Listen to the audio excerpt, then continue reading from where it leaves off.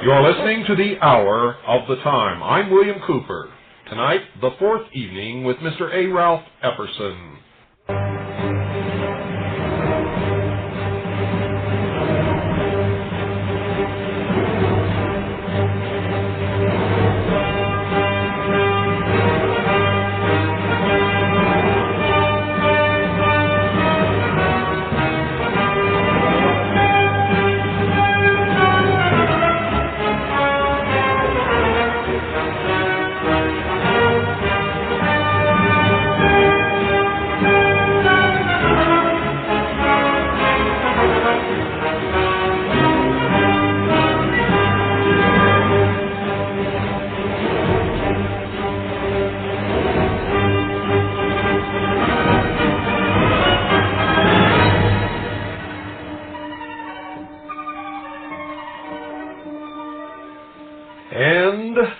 Empire strikes back.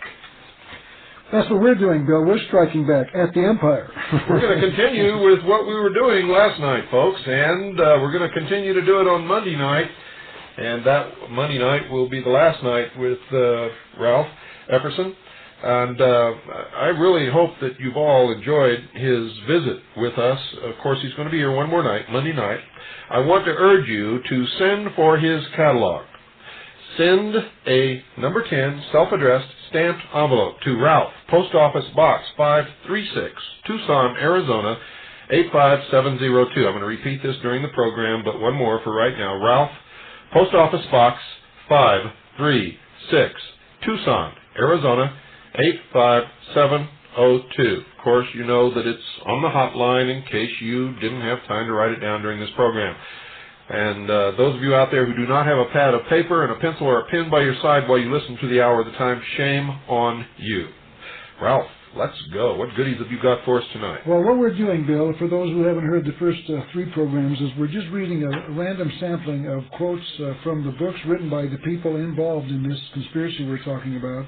We're using their own material to prove that you and I what we've been saying for years is right. And they admit it all in their own words, don't they? That's correct. That's what we're trying to do, is document the case from their own literature, so that when we say things, we know what we're talking about because we've used their own information. That's correct. That's the best way to do it. And for those of you who listen to this program, you know I like to do that an awful lot. That's the only way. You know, this story is so incredible that's the only way we can survive. Who knows Ralph Epperson? I'm nobody, but the things that we're reading is somebody. The people that are writing the books that we're quoting from are the ones directly involved in what we've been talking about for years. That's correct. And so when we quote them, they are their experts. They're telling us the truth. Most people don't read this kind of material. Probably 95% of people have never heard of Rex Hutchins or Manly P. Hall or Albert Pike, but you and I know who they are because we've dared to open up their material to find out what they're saying. That's right. You said something that I think is very, very sad. Most people don't read this material, but I'll go farther than that. Since the invention and the depositing of television set in the homes of Americans, it's become true now that most people not only don't read this stuff, but they don't read at all. Well, that's why I produced on that catalog that you're recommending your listeners to get a copy of. I've got probably 40 hours of lectures on there for you can plug it in and watch it on the TV set. So Charlie Couch Potato can sit down and watch the videos that'll do the same job the books will do. That's right, and I've done the same thing. In fact, the only reason that I ever began producing videos is I learned from going around the country and talking to people They don't read. No. But you give them a videotape they can plug into their television set and they'll watch that. That's a sad state of affairs because the sum total of all of the knowledge that humanity has learned throughout the thousands of years of its history is in books. Yeah. It's not on videotape. No, not yet, no. You got sound bites on videotape. You don't have knowledge on videotape. We're working on that. Well, we have knowledge on videotapes that you and I produced. That's correct. Let's say that. I want to now prove that the Masons are out to destroy religion, family, and nationalism, etc. And I'm going to use their own material once again to do this. And let's talk, Bill. I know your listeners maybe have already heard this. Once again, we're speaking not only to reinforce what they've already learned, but also to introduce the new people who are listening tonight. Doesn't hurt for them to hear it again. Okay, let's talk. Many times if necessary. Let's talk about the ritual that the Mason goes through, and the individual known as Hiram or Hiram Abiff in their own lodges, the Masonic lodges. Now, Masons, I want to make this clear, and I know you've done it as well. I'm not a Mason. I've never been a Mason, but I have read their material. This book is written by Rex Hutchins, who at the time he wrote it was a 32nd degree Mason. Later became a 33rd.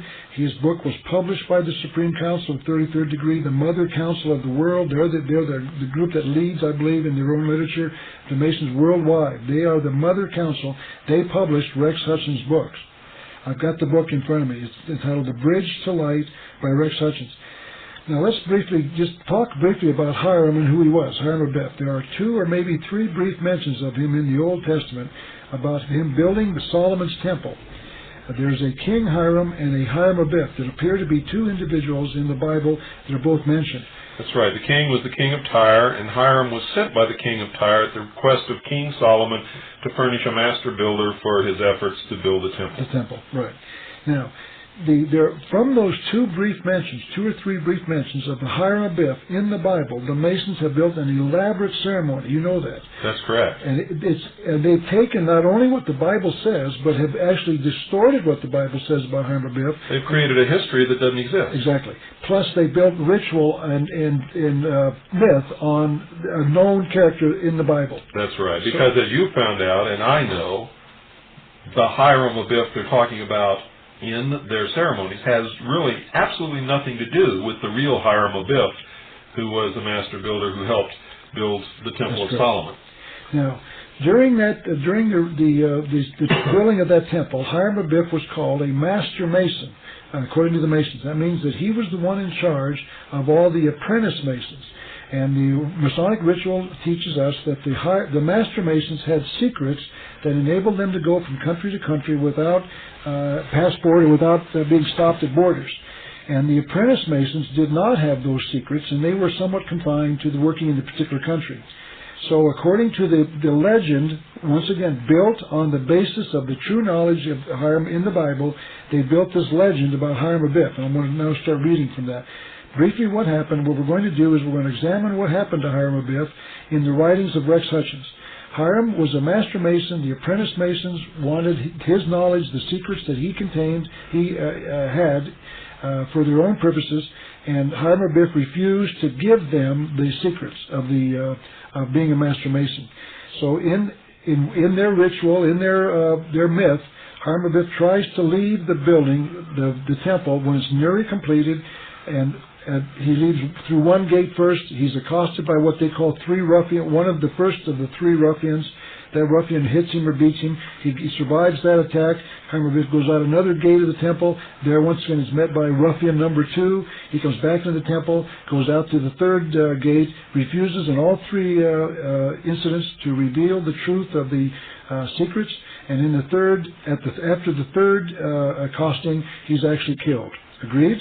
Yes, but it's extremely important that we make it clear exactly what these wounds were. He was struck in the throat, the back of the chest area, and then in the head. Okay, what we're going to read, we're going to document what that is. And I'm just laying the foundation work so they know when I talk about accosted at the south gate of the temple, they know what I'm talking about. I'm not going to interrupt. Now, this is from page 66 of Rex Hutchins' book entitled The Bridge to Light. Hiram, the Hiram we're talking about, is first accosted at the south gate of the temple, where the instrument of the attack is the rule, R-U-L-E, rule. In Greek, the word for a rule, whether a measuring instrument or a code of conduct, is canon. Thus we see the bureaucracy of the early church establishing the canon law to regulate conduct. This law was to be obeyed with unquestioned loyalty. Hence, it is an apt symbol of the suppression of freedom of speech, which might question the divinity and justice of these laws. Therefore, Hiram, with the rule, is struck where the organs of speech are, like you pointed out. In the throat. Now, let's examine what he just said. Who struck him? It wasn't a man, it was the church, right? That's correct. In other words, the church struck Hiram Abiff because it taught laws that he could not question. That's correct. Remember, folks, that these people use symbology. That is their language, and that's what Ralph is revealing to you here in this story. Go ahead, Ralph. So the church is what the first accoster of Hiram Abiff is not a man, it is the church. That's and right. He's talking about a capital C church. So when this ritual was written, they're talking about the Catholic Church. That was the main church of the time. And according to the story, the Catholic Church taught law, canon law, meaning rule, that according to him had to be obeyed with unquestioned loyalty. Now let's just examine that for a minute, Bill. I used to be a Catholic, and I know that the law, the reason I'm out is because I questioned their authority. And I was free to leave the Catholic Church. Mm-hmm. Nowhere in Rex Hutchins' book can I find any challenge to the law that we cannot question called government. He is not upset when government really forces their law on us, and if you object, you go directly to jail. The Catholic Church has no authority to force you to be a Catholic. That's right. But the government has the power to force you to be a Democrat or believe in democracy or to give to welfare or to foreign aid or whatever else you have. And he's not critical of that. No. And in my book I pointed out the hypocrisy of that. He's wrong. The Catholic Church has no authority to force anyone to believe in what the Catholic Church believes in. That's millions of people all over the world are either coming in or going out of the Catholic Church daily.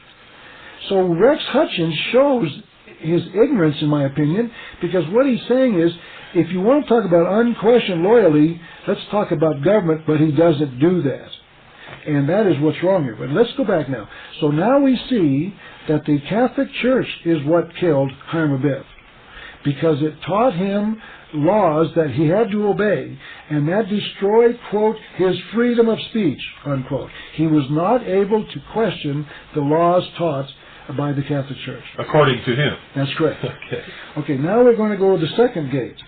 The instrument of attack at the west gate of the temple was the square. Now, the square is a piece of metal, as you know, joined at a right angle that you see on the back of the cars of the mason. It's the square and the compass. We'll talk about the compass later. The square is two pieces of metal joined together to form a right angle you can draw straight lines with. And that's what Bogreis is talking about when he stands up in front of a lecture hall and says, when I raised my arm to the square. You all think that he's talking about when he took his oath of allegiance to the Constitution. It's not, folks. That's not what he means at all. Go ahead, Ralph. Okay. So this is, in fact, he goes on to say, the square is an implement formed of two rigid pieces of metal at right angles to each other. Now here he's going to explain that the second individual who beats up Hiram Abiff is not a man either. This square, represents the merger of civil and religious power intending to control man's emotions, telling him not only what he can do, but also what he can believe. Despotism, which history tells us results from this unholy merger of earthly powers, seeks to rule by dividing friends and relatives, that none may unite against the tyranny. Thus Hiram is struck near the heart, the traditional seat of the affections. Now notice what he's saying here. He's saying that we should be allowed to exercise our emotions, our affections, without restraint of government or church. But that's not really what they want at all. That's not what they believe in. They don't believe in the emotions. They believe in the supreme power of reason according to their own writings. But he's saying, though, that because you and I as Christians and the Catholic Church and other churches teach the controlling of your emotions, thou shalt not commit adultery, thou shalt not commit rape, thou shalt not beat thy neighbor over the head over his head.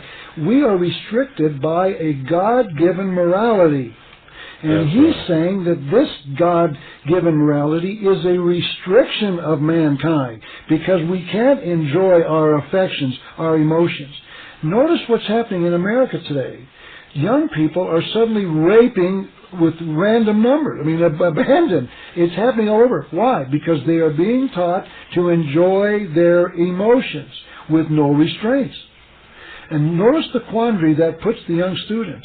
He's taught in sex education that he has these physical emotions, these affections, and that there's nothing wrong with expressing them. So he grabs the little pom-pom girl, takes her into bushes, and rapes her, and then the government comes along and throws him in jail. He said, wait a minute, I was taught in the government school that I was to enjoy my emotions and my affections without restraint. I did so, and now you're jailing me. Another branch of government. And he can't figure that out. And that's what Rex Hutchins is talking about here. And that was my point, is these people are hypocrites. Sure they are. They're liars and hypocrites. But go ahead. Rex Hutchins is questioning the right of us to punish rapists or murderers. Yes. Why? Because people are not free to enjoy their emotions, according to him. And let's go on to the third. And in their initiation, when they are initiated into the first 3 degrees, there are 3 different ceremonies, one of which the initiate raises his hand to the square, which is placed upon the Masonic Bible, and takes the oath of allegiance to the order. That's correct. Let's go back to what the second attack, then, is really government. Now, by the way, let's talk about this, and I'm sure your listeners, I don't think a lot of people really think about this. I had a discussion tonight with a student, a young man, a student at the... Ralph, a lot of people don't think about anything. But my listeners did. Okay. I asked him whether he believed it was important for us to punish someone who murdered somebody. He had no answer. He never thought about that before. I said, where do we get the authority, do you believe, to punish somebody? Yeah, I don't know. Never thought about that. He never thought about that. But he wants it enforced. I said, would you want me to be punished if I killed your wife? Well, sure I would. You have no right to do that. I said, wait a minute. That is a decision on your part. Where did that come from? I don't know. Why do we punish murderers? Because God commanded us to do that. That's right. We don't have to decide whether it's right or wrong. God told us to punish murderers and rapists and thieves and etc. But here he's saying government... Now, let's go back. The reason we punish is because we have a religious view of man's right to his life, liberty, and property. And that came from God of the Bible. So here he's saying, you and I create government to protect our rights to life, liberty, and property. And he says that's a merger of civil and religious power, intending to control man's emotions. Of course it is. That's what the purpose of the law is. If there's no control of man's emotions, we are then living according to the law of the jungle. Exactly. And if I'm stronger than you, I'm perfectly within my rights of putting an axe in your forehead and taking anything I want from you. Because you are being told you can enjoy your emotions, and if it gives you pleasure to smash me in there with an axe, you can do so. That's right. That's what this is all about. Now notice this. And these people really believe this, folks, until it's them that get hit in the head with the axe, and then all of a sudden, it's wrong. Notice what I'm doing. I'm reading Rex Hutchins' book, published by the 33rd Degree Council in Washington, D.C. They published this book. This is written. It's in I'm reading from it myself right now. And that's the highest council of Freemasonry. Exactly. In the world. Not just in this country, but in the world. That is the Supreme Council. This is absolutely mind-boggling. But this is what these people are teaching in their churches. Let's finish the last part now, the third attack. The setting maul, M-A-U-L. The setting maul is the little hammer they use when masons are... That's the brick in the mortar. Right. And it's also intended to chisel away a hammer. These people believe in masonry, which means stonework, so they have a hammer that they use to cut the stone in the desired shape. But in reality, it has absolutely nothing to do with the real operative Freemasonry of making buildings out of stone. No, it's right. It's making a temple out of you and I by fitting us to fit the temple. That's right. We are become the stone. They are become the workers on us. Let's finish this now. The third part of Mr. Hutchins' interpretation of this ritual of the attack of Hiram Abiff. The setting maul, meaning this hammer, an instrument of brute force, is a fitting symbol of the blind, unreasoning mob. Who's that? those who believe we should punish murderers. That's us, folks. That's us. That's all of us, and they want to shackle us. We're the blind, unreasoning mob. Why? Because we say punish that guy who just killed 27 people. No, wait a minute, you can't do that because he was enjoying his emotions, you see. This is what, Bill, you and I are laughing, but this is serious business. We're laughing because we understand it, and to us, this is a strange, almost insane philosophy, and it is funny to me that anyone would ever believe such claptrap. It's also, and I want all you Freemasons, and I know there are a lot of Freemasons who listen to this program, I want you to understand that when you go to your Masonic temple, you're not learning what you think you're learning. If you really want to learn, if you really want to get some truth, go to Ralph Epperson. Come to me. Listen to this program. When you go to the temple, you're being misled. You're being led around by a ring in your nose. You're being lied to. And unless you reach the highest degrees, and even then, unless they can trust that you believe in the same God and the same philosophy that they do, you're never going to know the truth. You're never going to know anything. For the whole structure of pyramidal organization of Freemasonry and the other secret societies, this is not the only one, ladies and gentlemen, and you know that if you listen to this program. The whole reason for that structure is to keep you in the dark and form a basis of power built upon your oath to protect the fellow members and the brothers and give them aid and comfort and on all the other things that you've sworn to upon pain of death.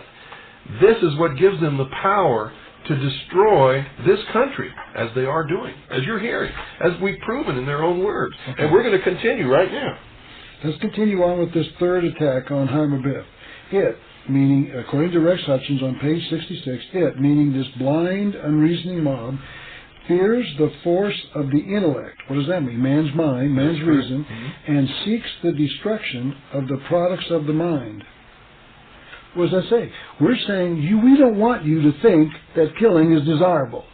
We, this blind, unreasoning mob, feel it's wrong for you to think that way. Well, they twist it around, and what they will tell you is that we suppress knowledge and wisdom, and thus the ability of man to evolve, which is all a total lie. That's really not what they really mean at all, and this will be proven in their own words as we go along. But just so you'll know, that's their defense of this. That's what they claim that we do. In reality, we have nothing against knowledge. In fact, if you've been listening to this program, you know I live to learn more every day. I'm always striving to learn, and most people who are intelligent and understand the reason that they need to do that will do the same thing. Okay. For the last sentence that I'm going to read from page 66 is this one. He says, Hiram is killed at the east gate by a blow to the head, the seat of the intellect. So what he's saying here is that we, the church, we, the religion, we, the government, based on the fact that God taught us to punish murderers, etc., and create government to do that, are wrong. We have killed Hiram Abiff. And later on, I don't have it here maybe, but someplace else, and maybe we'll stumble onto that, they claim that Hiram does not represent a man, but all of mankind. So now, in fact, I'll probably wait on that. I'm going to point out that they committed themselves to the murdering of the murderers of mankind. He's also the symbol for who they claim, everyone in history who was persecuted. Galileo, Jacques de Molay was burned at the stake. And there have been times in history, folks, when the persecution by the church and the king and the uneducated mob has brought about the death of brilliant men. But that's not the case today. Nor has it always been the case, nor will it always be the case. But these are the excuses they use for why we cannot rule ourselves, why we should not have any say in anything, and why they want to destroy the church, the state, and the mob. And of course, the mob is us. They want to establish their own one-world religion, which will change according to the needs of man. They will establish their own one-world government, what they call a benevolent despotism, which is going to be a one-world totalitarian socialist government, and they want to subject all of humanity, save them, to slavery, perpetual, forever slavery, so that we can never challenge them in any way, shape, or form. Okay. The next page I want to read from Mr. Hutchins' book is page 73, just one sentence from page 73 of the book entitled The Bridge to Life. He says, the master Hiram, meaning Hiram Abiff, the master mason, is the symbol of intelligence, liberty, and truth. And the assassins are the symbols of tyranny, ignorance, and intolerance or fanaticism. So here he's saying, when these masons talk about liberty, they're talking about liberty from what they perceive is the tyranny of the God who tells us don't do certain things. See, you're not free if God restricts your freedom. Why does God restrict our freedom to murder? Why does God restrict our freedom to steal? Well, they believe that these things are learning experiences. If they rape someone, then it's a learning experience. If they kill someone, it's a learning experience. They don't even believe that anyone should be subjected to prison, much less be executed for murdering their fellow man. And that's, well, go ahead. It's unbelievable. I don't know how these people can believe that they could live with other men with no restrictions upon anybody whatsoever. Aleister Crowley, his motto was, do unto what, I've got that quote, I think. Do as thou wilt shall be the whole of the law. Right. That's what he wanted to bring into the world. Do as thou wilt shall be the whole of the law. I would like to have seen what he would say if someone decided to do as thou wilt upon him. Well, I asked, I know, Bill, that shows, in my opinion, the stupidity of these men. Oh, yes, and they claim that they're so brilliant, that they have the only truly mature minds, and yet they are so stupid in their philosophy to think that the world would be a better place under that kind of a law. I found a quote from Ernest Hemingway that says, I know only what is good is that which gives pleasure, and that which is evil is that which gives no pleasure. Something to that effect. That's right. And so I would love to have asked him, he's dead now, but I'd love to say, Mr. Hemingway, let's presume that someone believed in what you just said, and they have a gun in their hand, and they walk up to you, Ernest Hemingway, and say, Mr. Hemingway, it will give me pleasure, therefore being a moral act, for me to shoot you. And I'll really enjoy this. What would Hemingway say? Oh, by all means, if it gives you pleasure, please shoot me. Exactly. Can you see the Bill, I know, you and I are laughing, but I'm telling you, this is the way these people think. We're not joking. I know. And one of the oaths they take, in one of the highest degrees, they pledge not to seduce the wife or daughter of a fellow Mason. But in that pledge, it leaves open the fact that they can seduce any other woman in the world that they want to, as long as it's not the daughter or the wife of a fellow Mason, provided that they know that they're a daughter or a wife of a fellow Mason. Which means that if they don't know that it's the daughter or wife of a fellow Mason, it's okay to go ahead and seduce that woman. I mean, these people are absolutely out of their mind. I want to make one more point, Bill, about what you just said. Every Mason in this country has taken that precise oath. That's correct. Every one of them. The Christian Mason has taken that oath. The Buddhist, the Hindu. That they're giving them permission to commit adultery with their non-member wives. It is ludicrous. And that's not all. They truly believe that they have the right to rip you off any time that they can rip you off, in any way that they can rip you off, simply because you're not one of them. As a Mason father of a friend of mine told him when he asked his father why they were persecuting a businessman in the town who was not a Freemason. The Freemasons were actually running this guy out of business. His father looked at his son and said this, "Son, if you are not one of us, you are nothing." Can you imagine that? Well, Can you imagine that, hearing that from your father? Or saying that to your own son? Well, I know that you feel that you and I'm not a parent, but I know you are, Bill, and I know you know what that means, how stupid that is to say. But that is precisely what they believe over and over again in their own literature. They teach them that they are the superior masters of the rest of mankind. That's right. It is this whole thing, and it's almost inconceivable for us to understand that the average mind can comprehend this. But that's what we're trying to do, is bring it to your attention. Keep that thought, folks. It's time for our break. Don't go away. We'll be right back after this very short pause.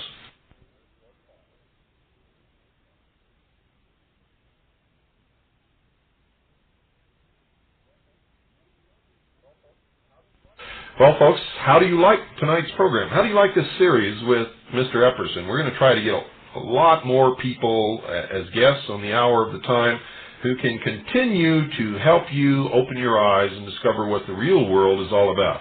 Remember, wake the sheeple, empower the people, say freedom for the world, not just for this country, but the entire world. That's our mission. Now, we couldn't do this without the help of some very, very good people who own a company that handles investments of hard, non-confiscatable, non-reportable assets that can help you protect what you've worked all your life for. I'm talking about Swiss America Trading. I want you to call them right now. 1-800-289-2646. That's 1-800-289-2646. Talk to the experts there and ask them to explain to you the advantages of putting at least some of your assets into gold or silver or platinum or any of the other hard assets in their various forms. And ask them to tell you, what is the advantage of coin over bullion? What is the advantage over stock over bullion or over coin? Talk to these people. They know what they're talking about, folks. And if you've listened to the programs that we've done on these subjects on the Hour of the Time, then you've got a head start. Now remember, you don't have to do what they suggest. You don't even have to invest with them. But if you believe in this program, the Hour of the Time, because they sponsor this program and make it possible, you owe them the opportunity to at least explain to you what they have to offer. You also have a responsibility to yourself and to your family to protect your assets against the coming economic collapse. So call now, 1-800-289-2646. That's 1-800-289-2646. For the first 200 callers, you'll receive Harry Figge's book, or report, I should say, entitled Tackle the Debt. Call now, 1-800-289-2646. That's 1-800-289-2646. While you're at it, mention my name, William Cooper, and you'll also receive a free newsletter on protecting your future. Call now, 1-800-289-2646. That's 1-800-289-2646. Remember, it's Swiss America Trading who make these programs possible, who allow us to bring Ralph Epperson into your home to visit with you personally and tell you what he knows about the real world. By helping protect your future, folks, you're also protecting the future of this broadcast, the Hour of the Time, and freedom for the world. Call now, 1-800-289-2646. That's 1-800-289-2646, and you'll be glad that you did.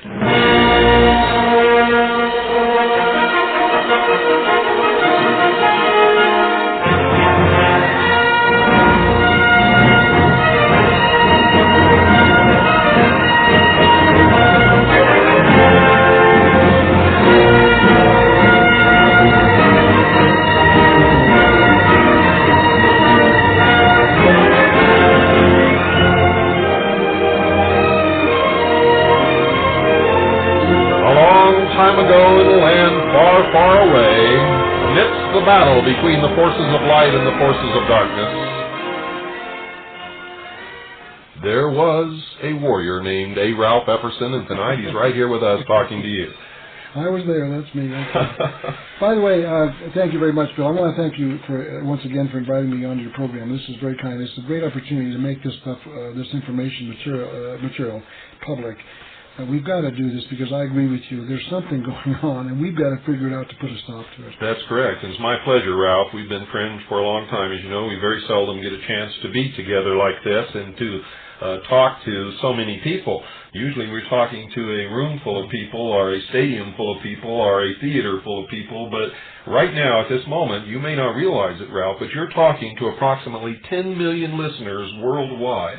In every country, in every city, on every continent in this world, we are reaching out, talking to people, and you are delivering a message that is so important, and that's why they tune in to this show. Well, I hope that they realize that this problem is not just local, it's not just confined to America. This is indeed a worldwide problem, because if America is going to fall into this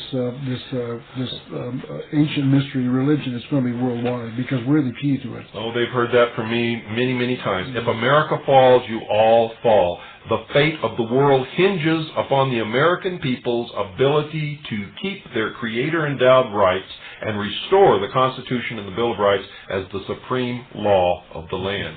If we are not successful in doing this, then the world is going to disintegrate into a state of chaos, racial wars, and even, I believe, an atomic war which will kill billions of people all across this planet. So keep your eyes on America and listen to people like A. Ralph Epperson. Okay, let's take the next step, which is another giant leap, but once again, we're trying to bring you the materials from their own literature, Masons who have written on the subject that we know are qualified to write for the Masonic Lodge, experts that have been approved by their own, the Grand Lodge, the 33rd degree in Washington, D.C. I want to now go to page 819 of Morals and Dogma, written by Albert Pike. And I want, this particular quote is for the Mason who's listening. Mason, you're not going to like this, but I'm going to tell you that you are being lied to inside the lodge. And I'm going to tell you that Albert Pike is going to tell you that personally. He's going to speak to you on page 819. He's going to tell you that they're intentionally lying to you. They're keeping the truth of the secrets of the symbols from you intentionally. I want to read now from page 819 of Morals and Dogma. Any Mason who's listening worldwide can get a copy of this book and open it up to page 819 and read the second paragraph, which I'm now about to read. Quote, the blue degrees, which as you and your listeners, Bill, I'm sure know, are the first 3 degrees of the Masonic Lodge. The blue degrees are but the outer court or portico of the temple. Part of the symbols are displayed there to the initiate, but the initiate is intentionally misled by false interpretations. It is not intended that he shall understand them, but it is intended that he shall imagine he understands them. Their true explication, which means understanding, is reserved for the adepts, the princes of Masonry. That's right, and I get letters from Master Masons all the time. The highest they've ever obtained is the 3rd degree, and they write me letters telling me that I'm wrong, that they know all about Freemasonry, and what I'm telling couldn't possibly be the truth. Well, I hope that all you Master Masons are living, and I hope that you're listening to what you're hearing tonight. And if you would get into your own books, the books written by Masons, for Masons, published by Masonic publishing companies, and open your mind, open your eyes, open your brain, and quit being so stupid you wouldn't have to be told by us what it is that you're a part of.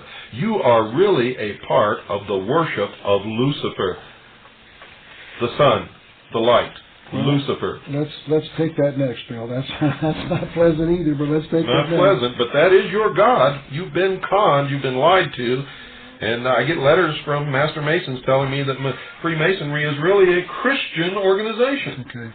Well, let's talk about that. I want to now prove the assertion that you just made, that Lucifer is the God inside the church. Go for it. We're going to now read page 321, page 321 of Morals and Dogma. The second paragraph, quote, I know this is difficult, this is not pleasant. In fact, let's lay down the foundation for the non-Mason. During the rituals, the first 3 degrees, what they call the Blue Lodge, the Mason is asked by the Grand Master in charge of the meeting, the President, they call him Grand Master, what do you seek? S-E-E-K. What are you looking for? What do you seek? And the Mason responds in the first degree, light, L-I-G-H-T. In the second degree, more light. And in the 3rd degree, further light. Now, to my knowledge, I cannot find inside the ritual what they describe, what the meaning of light is. What does it mean? I've seen it called the truth, and that's about as far as they go. So the Mason is asking for light without a true explanation of what it means in the ritual.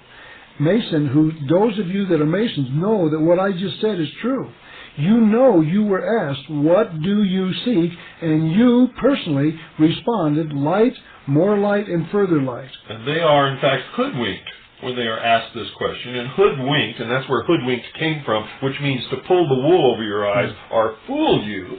They are blindfolded, and when they are asked what it is they seek, if they reply the light, then the hoodwink is removed from their head, and they are, in fact, given light. Now, they take this to mean exactly the physical act of removing the hoodwink and receiving the light in the room, when in truth, that's not what it means at all. Now, we're going to prove that, Bill. Please, Mason, I trust that you will write this page down, get your copy. I'm going to read you 2 quotes from Albert Pike's Morals and Dogma, the first of which is on page 321. 321. Open the book up and read along with me. The second paragraph reads, quote, as follows: Lucifer, the light bearer.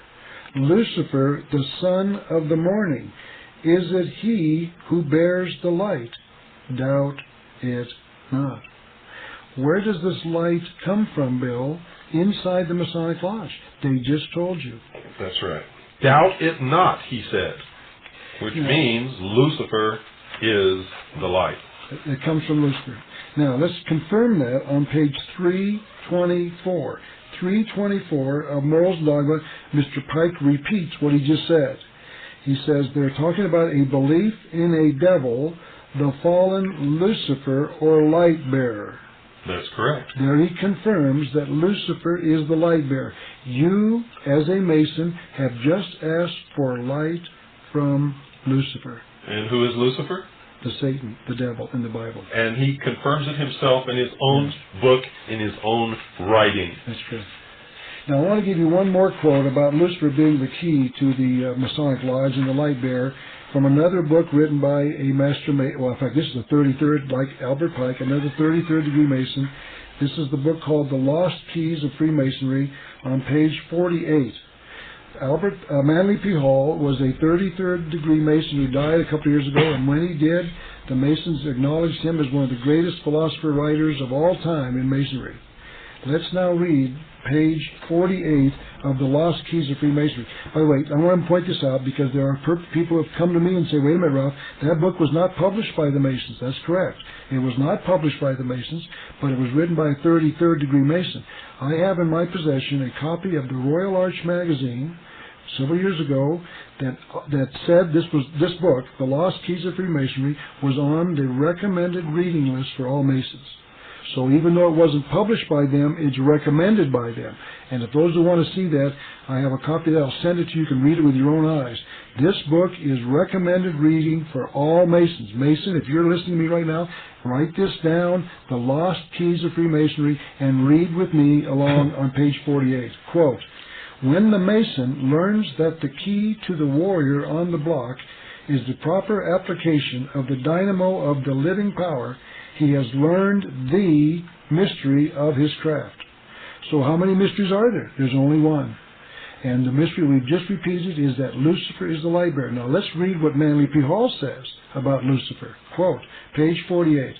The seething energies of Lucifer are in his hands, and before he may step onward and upward, he must prove his ability to properly apply energy. That's right.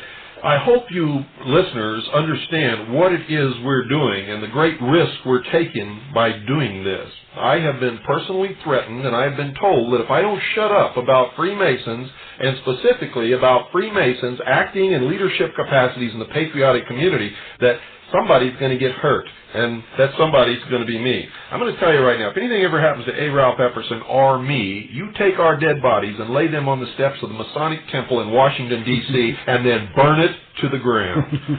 Go ahead, Ralph. Okay. I want to now read from 567 of Morals and Dogma. Once again, another quote to talk about this being Lucifer, known as the light bearer. Let's go back now to our recollections of what we read about in the Bible. I didn't quote the Bible, but let's just talk about the Garden of Eden, where God told man that you can eat of any fruit of the tree. And anything that I gave you is yours, except the knowledge of the good and evil. That reserves to me. I will tell you how to live your life. And when you do, you will live in paradise. If you will listen to my laws and my rules about not killing and not raping and not looting and not stealing and not coveting thy neighbor's goods, etc., all laid out, you can live in a paradise. No, the Masons say those laws are tyranny because they restrict our freedom. And they have reversed it. I want to read now from page 567. But before you do, I want to say something. If the world were really like that, and if everybody really obeyed those laws, we would, in fact, really be living in paradise. There's no question about it. Why? Because we'd be free. You're totally free. That's right. No one would live in fear. No one would be hurt or injured. No one would be sad. Everybody would be living with enough and with their own property and in happiness without fear of their neighbor or anyone else. Okay, now let's go to page 567 of Morals and Dogma by Albert Pike. Quote, to prevent the light from escaping at once, the demons forbade Adam to eat the fruit of the knowledge of good and evil. Bill, according to Albert Pike, who's the demon? The demon is the God that created mankind, according to them. Yes. Now, according to their own story and their own philosophy, the Creator, God, the God of the Bible, is the devil, the bad one. That's right. Well, we're going to continue reading that. And they claim that Lucifer is the light, the good one, who gives man the freedom by encouraging them to eat of the fruit of the tree of knowledge. But if you understand who came first, you know that Lucifer is not God. No, Lucifer is the great deceiver, the liar, the manipulator, who has hold of the souls of these people who are lost in the pit of Freemasonry. Right. Let's go back. I want to read the whole thing in all of it together. It's one long sentence. Let's listen. To prevent the light from escaping at once, the demons, meaning the triune God, the God of the Bible, forbade Adam to eat the fruit of the knowledge of good and evil, by which he would have known the empire of light and that of darkness. He obeyed. An angel of light induced him to transgress. Now notice what he just said. Mm-hmm. The book of Genesis says the serpent appeared to Eve and Adam and induced them to transgress. The devil induced them to transgress by violating God's law about not knowing yourself what is right and wrong. That's correct. The God of the Bible is a demon, and Lucifer is an angel of light. Once again, Mason, you remember that you personally asked for light from the... You did not know you were asking for light from the light bearer. It's now been confirmed 3 times by Albert Pike in his book entitled Morals and Dogma. Isn't this absolutely amazing that these people are so easily conned and go through their whole life sometimes believing that they belong to a Christian organization just because somebody opened a Masonic Bible and placed it up on their altar inside their Masonic temples? But if you go to India and walk into a Masonic temple, what do you see on their altar? The Bhagavad Gita. I don't know that.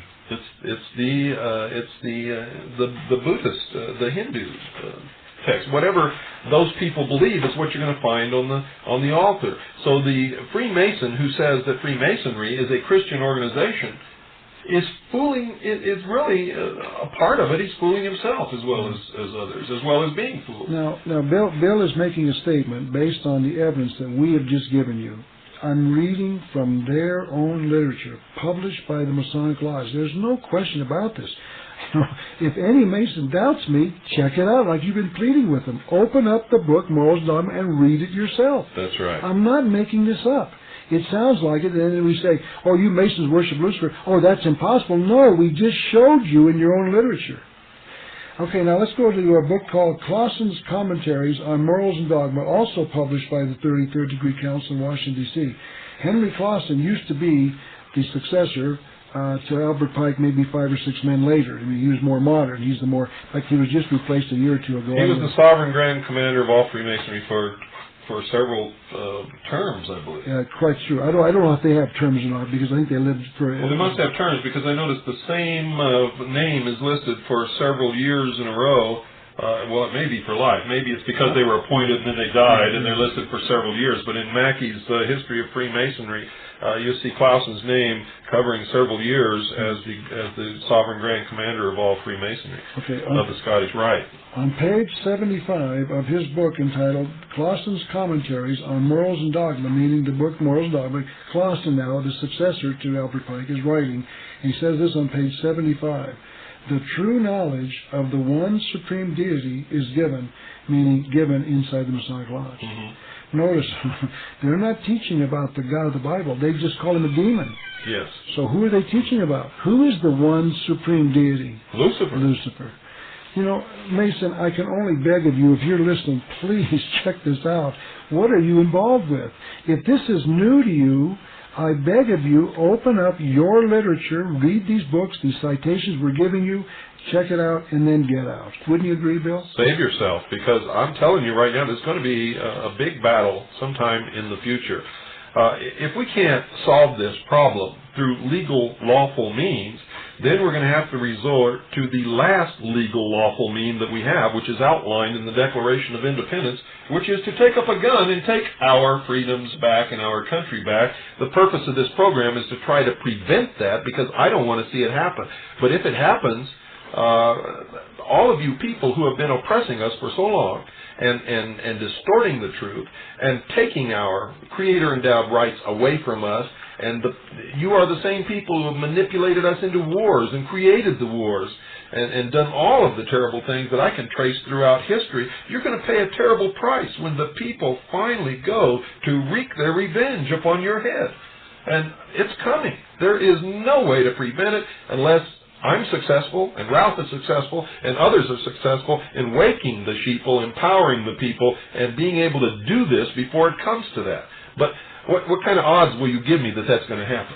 Well, you know, Bill, I'm like you. I don't like to think about that. I'm trying to educate. We have to think about it. Okay, we got to stop it. That's the purpose. Okay. Bill, you can think about that. I'm thinking about education. My whole life has been dedicated, well, at least my last 30 years of my life, been dedicated to producing materials that people can rely on. Good, legitimately, well-researched, well-proven, well-documented stuff you can read and know that's true. And I've tried to make that available. I'm hoping that everyone listening today will just take the time to look at the catalog. But the purpose of that, and you know this as well as I do, is you know that if people don't discover this and learn it and act upon it, there's going to be blood running in the streets of this country. Well, Bill, once again, I'm not going to say that. You can say that. Well, that's a cop-out. That's a cop-out, and you know it, and I know it, because you know that's going to happen if people don't wake up. We're either going to be slaved, and they're going to kill millions of us to wreak their revenge on us to have their one-world totalitarian socialist state. And that's what happens whenever socialism takes over anywhere. People are sent to labor camps. They're sent to death camps. They are executed by the millions. You know that. Well, we all know that. I'm not here to advocate violence well, you see, that's the cop-out. You're afraid that if you acknowledge that that's going to happen if we don't stop it, that you're advocating violence, and that's not the case. What we are advocating is that people wake up and stop this before it happens, and that's not advocating violence. Okay, that's bringing them to their senses to prevent the violence. That's what I'm all about. Okay, I hope that people are trying to get a sense of urgency from both of us. We're not talking about these things happening 47 generations from now. In fact, in my book, I found out what their date was. I made it public in 1985. That's 8 years ago. I found out what their target date is. It's the year 2000. That doesn't give us much more time. I found out the same date in my own research and put that in my book before Ralph Epperson and I ever met, or we had either read each other's books. And we were amazed that we had discovered the same thing. Okay, now let's go to the externalization of the hierarchy, once again by Alice Bailey, the New Age. She's almost a Mason. She could certainly qualify. Let's read from page 511 of her book called The Externalization Hierarchy. She's going to talk about Masonry. She says the three main channels through which the preparation for the New Age, and Bill, I'm sure your listeners know what that Those of you that don't know, we're talking about the New World Order. It's also called the New Age in certain circles. The Masons call it the New World Order. We're talking about the change of our civilization. It's called the New Age or the New World Order. So the three main channels through which the preparation for this coming New World Order is going on might be regarded as the Church, the Masonic fraternity, and the educational field. The Masonic movement will meet the needs of those who can and should wield power. Wait a minute. We just learned these Masons are Luciferians, and she's telling us that they're the ones who can and should wield power. That's correct. And if you look at the organizations that most of the people who are leading our government, our Congress, and even in your cities and states, you'll find that they belong to the Lodge. Yeah. Okay. They do wield the power. She goes on to say it, meaning the Masonic movement, is the custodian of the law. It is the home of the mysteries and the seat of initiation.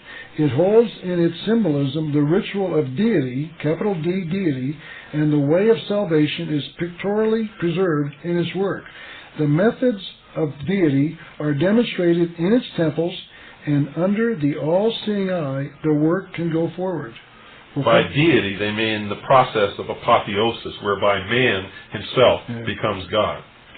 It is a far more occult organization than can be realized. Now, Mason, did you hear that? Mason, someone just told you your group is far more occult than you can imagine, and intended to be the training school for the coming advanced occultists. The word occult means that which is secret and confined and restricted to a certain group of people. Can you understand what she just said? Oh, absolutely. Masonry is leading us to the New World Order. In addition to education and the New Age, I guess, those three channels. The Church, meaning in this case, she's talking about a lot of good Christian pastors, etc., fundamentalists who are leading us this unknowingly. Okay, here's once again another comment about the secrets inside the Lodge, written by Albert Pike on page 772 of Morals and Dogma. He says, if you desire to find and to gain admission to the sanctuary, meaning the inner works of the Lodge, we have said enough to show you the way. If you do not, it is useless for us to say more, as it has been useless to say so much. Mason, he's telling you, read the book, figure it out, and then get out. That's what this is all about. We've got to get out of those of you that are Masons have got to get out. That's right. We're running out of time. Folks, I want to make something very clear to you. Sitting here and educating you about the New World Order and what's coming, and ignoring the fact that what this is going to culminate in, if we're not able to stop it, is bloodshed and violence, is absolute stupidity.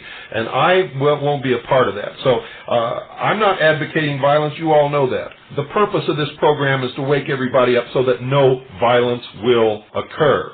However, I'm going to tell you, if we're unsuccessful, millions and millions of people are going to die, they're going to be enslaved, they're going to be put in slave labor camps, and if you want to see how these people really work, go back and look at Russia, the Soviet Union, right after the Bolshevik Revolution. Look at what Hitler brought into reality in the world, and remember that these are the exact same people, and understand that if you want to live a good life and have a good future, we've all got to get together, wake up, and put these people under lock and key where they belong and make the future of the world a good one, living according to the laws set before us by God that can ensure a safe, secure life for all of us.